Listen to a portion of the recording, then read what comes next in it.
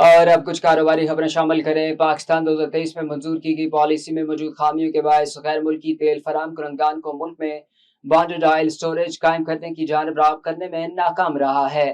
ذرائع کے مطابق حکومت اب اس پالیسی میں ترامیم کر رہی ہے تاکہ غیر ملکی سپلائرز کے لیے پاکستان میں تیل ذخیرہ کرنے کا ماحول سازگار بنایا جا سکے۔ پاکستان خطے کا واحد ملک ہے جس کے پاس تصویراتی تیل ذخائر موجود نہیں، جبکہ پڑوسی ملک بھارت میں متحدہ عرب امارات کے تعاون سے اسٹریٹجک ذخائر قائم کیے جا چکے ہیں۔ وزیر پیٹرولیم علی پرویز ملک نے تمام تیل پیدا کرنے والے ممالک سے رابطہ کر کے انہیں پاکستان میں تیل ذخائر قائم کرنے کی دعوت دی، جس پر سب سے پہلے کویت نے دلچسپی ظاہر کی۔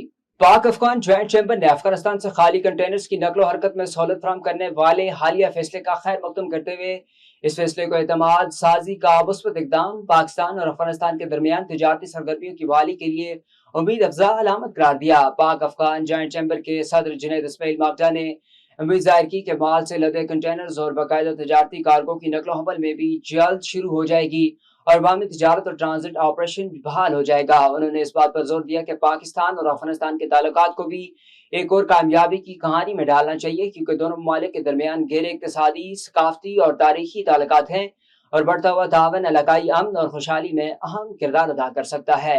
حکومت نے معاشی سرگرمیاں بڑھانے کے لیے درآمدی ڈیوٹیز میں بڑی کمی کرنے کا فیصلہ کیا۔ ذرائع کے مطابق وفاقی حکومت نے ملک میں معاشی سرگرمیوں کے فروغ اور تجارتی نظام میں مساوات بڑھانے کے لیے 5 سالہ نیشنل ٹیرف پالیسی 2025-30 کے تحت درآمدی ڈیوٹیز میں بڑی کمی کا فیصلہ کیا ہے۔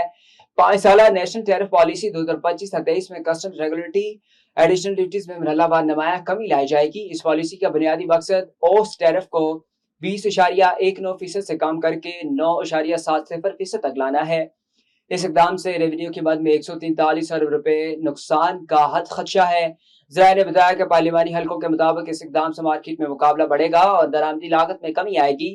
حکام نے بتایا کہ 5 سالہ میں کسٹم ڈیوٹیز کو زیادہ سے زیادہ 15% تک محدود کرنے کی تجویز ہے۔ اسی طرح اضافی کسٹمز ڈیوٹی کو بھی 6% سے کم کر کے بتدریج صفر کرنے کا پلان شامل ہے۔